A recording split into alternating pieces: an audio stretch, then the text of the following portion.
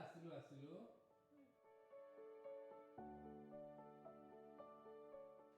ବାକ୍ସଟା ଟିକେ ଭିତରୁ ବାହାର। ଯୁଗ ଯେତେ ଆଧୁନିକ ହେଲେ ମଧ୍ୟ ଏ ଦୁନିଆରୁ ପୁଅ ଝିଅର ଭେଦଭାବ ସରୁନି। ମୁହଁରେ ତ ସମସ୍ତେ କହୁଛନ୍ତି ପୁଅ ଝିଅ ସମାନ ବୋଲି। ପ୍ରକୃତରେ ଆଜି ମଧ୍ୟ ଏହିଭଳି ପରିବାର ଦେଖିବାକୁ ମିଳେ ଯେଉଁଠି ଝିଅଟି ଅବହେଳିତ ହୁଏ। ଏହି ମାନସିକତା ଆଜି ମଧ୍ୟ ଏ ସଂସାରରୁ ଦୂର ହେଇନାହିଁ।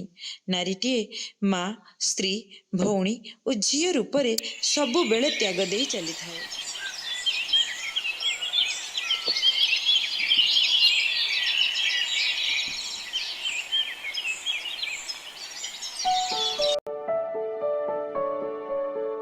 ହ୍ୟାଲୋ ମା ରାଣୀ, ଟିକେ ଆସିଲୁ ଆସିଲୁ।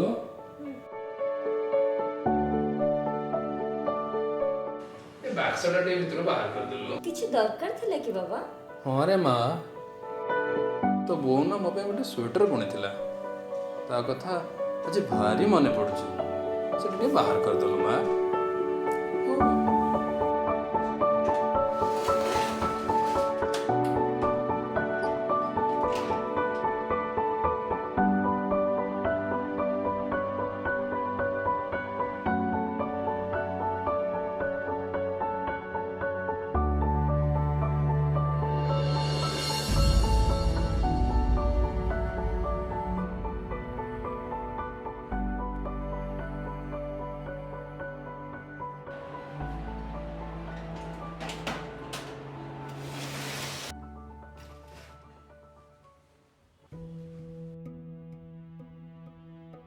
ରାଣୀଲୋ, ଏ ଡାଏରୀଟି ତୁ ପାଇବୁ କି ନାହିଁ ତାହା ମୁଁ ଜାଣିନି।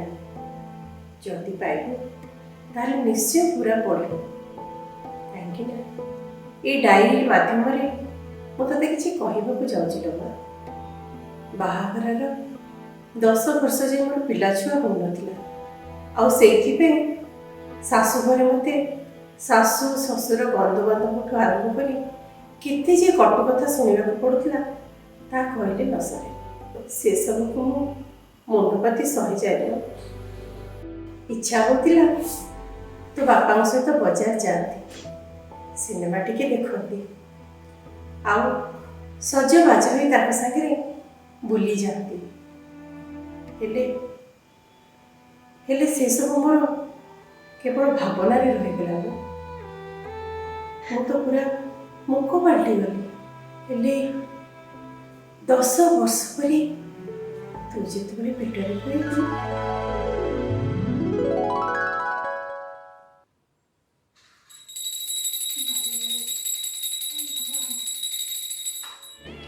हे माँ दुर्गा, हे माँ तारिणी, एते दिन पर मो दुख शुणिची लो माँ। 10 वर्ष हेलाणी मो आखि तरसी गलाणी लो माँ। मो पुअटिए दे लो माँ, मो वंश उद्धार कर लो माँ, मोर नातीटिए दरकार लो माँ। तुमको तो उठी दंडबोध करुची लो माँ। 108 नड़िया बाड़ेगी लो माँ। आर वर्ष को दंड नाच करेगी लो माँ। मोर नातीटिए दरकार लो माँ, मो पुअटिए दरकार लो माँ। मो दुख शुणिबु लो माँ, मो दुख शुणिबु। मोर नातीटिए दरकार लो माँ, मोर नातीटिए दरकार, मोर नातीटिए दरकार। हे माँ, हे माँ, मालो, हे मालो। ଏଇଠି ତମ ଟିଫିନଟା ରଖିଲି ବା। ବୁଝିଲ ରାଧା, ତମ ଦେହର ଯତ୍ନ ନେଉଥାଅ। ଭଗବାନ ଏତେ ଦିନ ପରେ ଆମ ଡାକ ଶୁଣିଛନ୍ତି। ମୁଁ ଖାଲି ଅନେଇ ବସିଛି କୋଉଦିନ ମତେ ପୁଅଟିଏ ଦବ।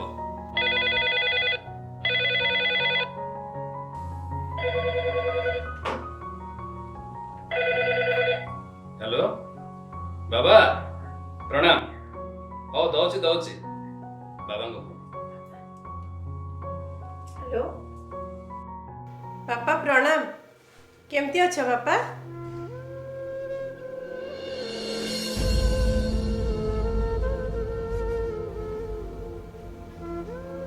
ହଉ ବାପା, ମୁଁ ରଖୁଛି। ସମସ୍ତଙ୍କର ଖାଲି ପୁଅ ଦରକାର। ଏତେ ଦିନ ପରେ ମା ହବାର ସୌଭାଗ୍ୟ ପାଇଛି ଯେ କେହି ଜଣେ ବି କହୁନାହାନ୍ତି ସୁସ୍ଥ ସନ୍ତାନଟିଏ ହଉ ବୋଲି।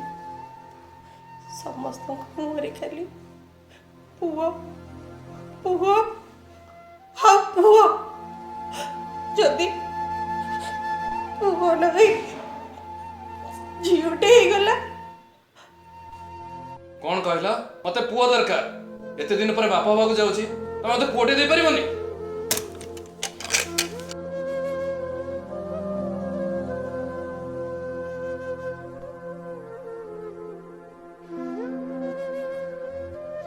ଶେଷରେ ତମେ ବି ସେଇଆ କହିଲ।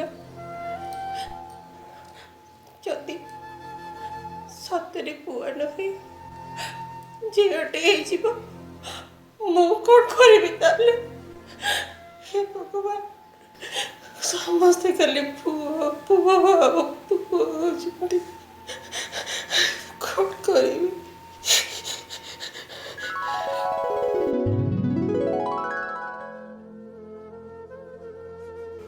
ତାପରେ ତୁ ଜନ୍ମ ହେଲୁ। ଅତି ଖୁସିରେ ମୋ ପାଟିରୁ ବାହାରିଗଲା, ମୋ ରାଣୀଲୋ, ଏତେ ଦିନ ତୁ କୋଉଠି ଥିଲୁ? ଆଉ ସେଇଦିନଠୁ ତୋର ନା ରାଣୀ ହିଁ ରହିଗଲା।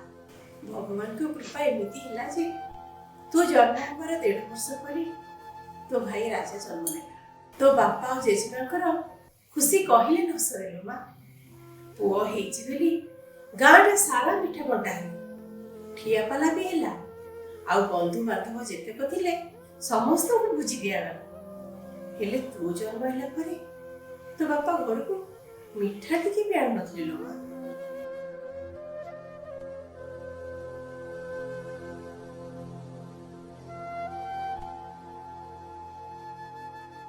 ଧୀରେ ଧୀରେ ତମେ ଦୁଇ ଜଣ ବଢି ଚାଲିଲ, ତା ସାଙ୍ଗରେ ତୋର ତ୍ୟାଗ ବି ବଢି ଚାଲିଲା ରେ ମା।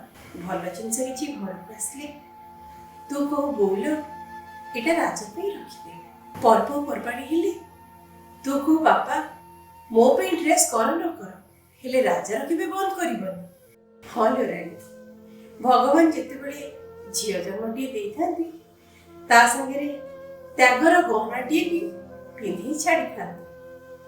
ହେଲେ ମତେ ଭାରି ଡର ଲାଗୁଥାଏ ଲୋ, ମୋ ପରି ତୋ ଜୀବନ ସେମିତି ହବନି ତ?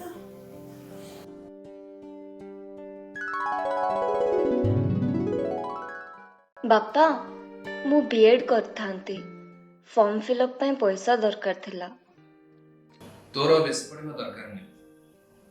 ରାଜା ବା ଫରେନ୍ ଯିବ ପଢିବାକୁ, ତା ପାଇଁ ବହୁତ ପଇସା ଦରକାର। ଫରେନ୍ ଯିବ ବୋଲେ ମୁଁ ଆଉ ପାଠ ପଢିବିନି କି? ମୁଁ ସେମିତି କରିପାରିବିନି। ବହୁତ ଯୁକ୍ତି କରୁଛୁ ତ? ଘରେ ରହିକି କାମ ଦାମ ଶିଖ। ବର୍ଷକ ପରେ ତ ବାହାଘର କରିଦେବି। ଗୋଟେ ଝିଅର ବାହାଘରରେ କେତେ ପଇସା ଖର୍ଚ୍ଚ ତୁ ଜାଣିଛୁ? ଯେପର୍ଯ୍ୟନ୍ତ ମୁଁ ନିଜ ଗୋଡ଼େ ନିଜେ ଛିଡ଼ା ହେଇନି ସେ ପର୍ଯ୍ୟନ୍ତ ମୁଁ ବାହା ହେବିନି। ପଢିବି ମାନେ ମୁଁ ପଢିବି। କିଏ ତତେ ପଢେଇବ?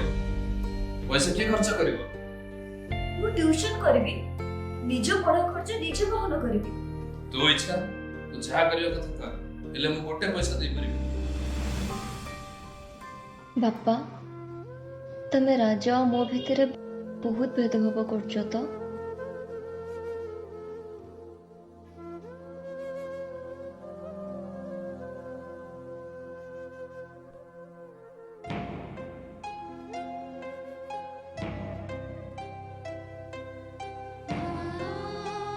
ତୁ ଜମା ବ୍ୟସ୍ତ ହ ନା ରେ ମା।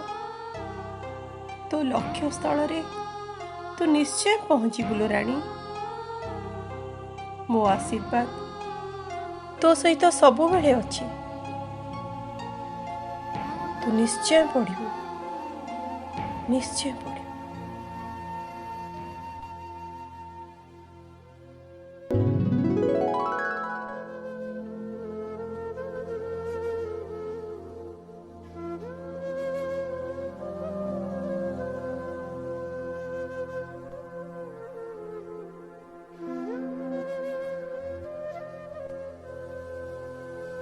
ରାଣୀଲୋ, ତୋ ବାହାଘର ଦେଖିବା ପାଇଁ ମୁଁ ତ ବଞ୍ଚିଲିନି, ହେଲେ ତୁ ବାହା ହେଲେ ଶାଶୁଘରେ ସମସ୍ତଙ୍କର ସମ୍ମାନ ରଖିବୁ ଲୋ ମା। ସମସ୍ତଙ୍କୁ ସ୍ନେହ ଦେବୁ, ଆଉ ସମସ୍ତଙ୍କ ପ୍ରତି ତୋର କର୍ତ୍ତବ୍ୟ ବି କରିବୁ। ପାରୁ ପର୍ଯ୍ୟନ୍ତ ସହିବୁ ଲୋ ମା। କିନ୍ତୁ ତା ବଦଳରେ ତତେ ଯେମିତି ସେ ଘରୁ ସ୍ନେହ ଆଉ ସମ୍ମାନ ମିଳେ ସେଥିପ୍ରତି ବି ସଚେତନ ରହିବୁ ମା।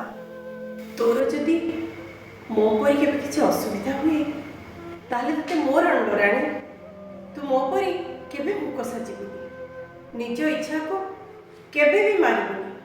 ହେଲେ ତୁ ଦୁଃଖକୁ ସାମ୍ନା କରିବା ପାଇଁ କାହା ଉପରେ ନିର୍ଭର ହବୁନି, ଆଉ ନିଜର ଖୁସି ଆଉ ଇଚ୍ଛା ପୂରଣ କରିବା ପାଇଁ କାହା ପଛରେ ଗୋଡ଼େଇବୁନି ମା। ନିଜକୁ ସେତିକି ଷ୍ଟ୍ରଙ୍ଗ କରିବୁ, ଚାକିରି କରିବୁ, ଆଉ ଯଦି ଚାକିରି ନ ମିଳେ ତାହେଲେ ବିଜନେସ୍ କରିବୁ। କିଛି ନହେଲେ ତୁ ଯଥେଷ୍ଟ ପାଠ ପଢିଛୁ ରେ ମା, ଟ୍ୟୁସନ୍ କରିବୁ, ଯାହା ପଛେ ହେଇଯାଉ ରୋଜଗାର କ୍ଷମ ନିଶ୍ଚୟ ହବୁ ରେ ମା।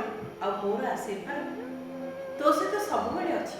ଶେଷରେ ମୋର ଗୋଟିଏ ଅନୁରୋଧ ରଖିବୁ ଲୋ ରାଣୀ, ତୁ ବାହା ହେଇଗଲା ପରେ ତୋ ବାପା ପ୍ରତି କର୍ତ୍ତବ୍ୟ କେବେ ବି ଭୁଲିବୁନି ଲୋ ମା।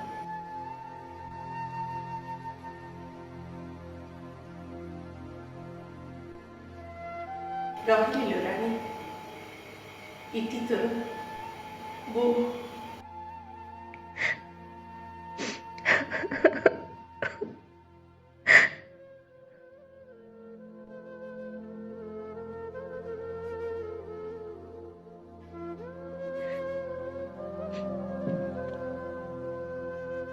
ବାପା, ତମେ ମୋତେ ସତରେ ଭଲ ପାଅନି? ମୁଁ ଜନ୍ମ ହେଲା ବେଳେ ମୋ ପାଇଁ କାହିଁ ମିଠା ବାଣ୍ଟି ନଥିଲ? ମୋ ପାଇଁ ଠିଆ ପାଲା ବି କରିନଥିଲ? ରାଜାକୁ ପାଠ ପଢ଼ିବା ପାଇଁ ଫରେନ୍ ପଠେଇଲ ଯେ ଏ ଘରଟାକୁ ବନ୍ଧା ପକେଇଦେଲ, ହେଲେ ମୋତେ ପାଠ ପଢ଼ିବା ପାଇଁ ତମ ପାଖେ ପଇସା ନଥିଲା? କାହିଁକି ବାପା, କାହିଁକି? ସତରେ କ'ଣ ତମେ ମୋତେ ଭଲ ପାଅନି?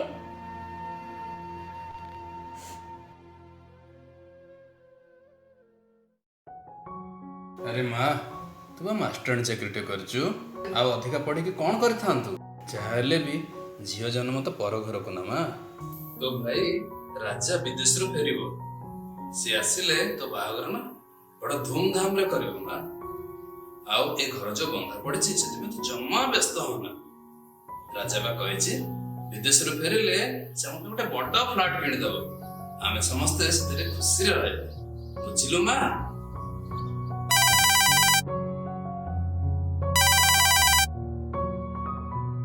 ରାଜା କଥା ପଡୁ ପଡୁ ତା ଫୋନ ଆସିଛି। କେତେ ଆୟୁଷ ମୋ ପୁଅର। ବାବା ସ୍ପିକର ଅନ୍ କର ନା, ମୁଁ ବି ଶୁଣିବି। ହଁ ହଁ କରୁଛି। ଆରେ ବାପା ରାଜା, ତୁ କେବେ ଆସିଛୁ? ତୋ ଦେହ ଭଲ ଅଛି ତ? ହଁ ବାପା, ମୁଁ ପୁରା ଭଲ ଅଛି। ଆକ୍ଚୁଆଲି ବାପା, ମୁଁ ଗୋଟେ ଇମ୍ପୋର୍ଟାଣ୍ଟ କଥା ପାଇଁ କଲ୍ କରିଥିଲି। ମୁଁ ଏଇଠି ମ୍ୟାରେଜ କରିବାକୁ ଯାଉଛି, ଆଉ ଝିଅଟା ଭାରି ଭଲ, ଆଉ ଝିଅର ନାଁ ହେଉଛି ଭର୍ଜିନା। ବାପା, ମୁଁ ଆମ ଦି ଜଣଙ୍କ ଫଟୋ ପଠେଇବି, ତମେ ଆମକୁ ଆଶୀର୍ବାଦ କରିବ। ଆଉ ଗୋଟେ କଥା ବାପା, ଆଗାମୀ 10 ବର୍ଷ ପର୍ଯ୍ୟନ୍ତ ମୁଁ ଜମାରୁ ବି ଯାଇପାରିବିନି, କିନ୍ତୁ ଅପାର ବାହାଘର ହେଲେ ମୋତେ ନିଶ୍ଚିତ ଖବର ଦବ। ମୁଁ ସିନା ଯାଇପାରିବିନି, ହେଲେ ମୁଁ ପଇସା ନିଶ୍ଚିତ ପଠେଇଦେବି, ସେଇଥିପାଇଁ ତମେ ଜମା ବି ଓରିଡ୍ ହବନି। ହ୍ୟାଲୋ ରାଜା, ରାଜା ଏ କ'ଣ କହୁଛୁ ବାପା? ରାଜା, ହ୍ୟାଲୋ ରାଜା। ବାପା, ଫୋନ୍ ପରା କଟିଗଲାଣି।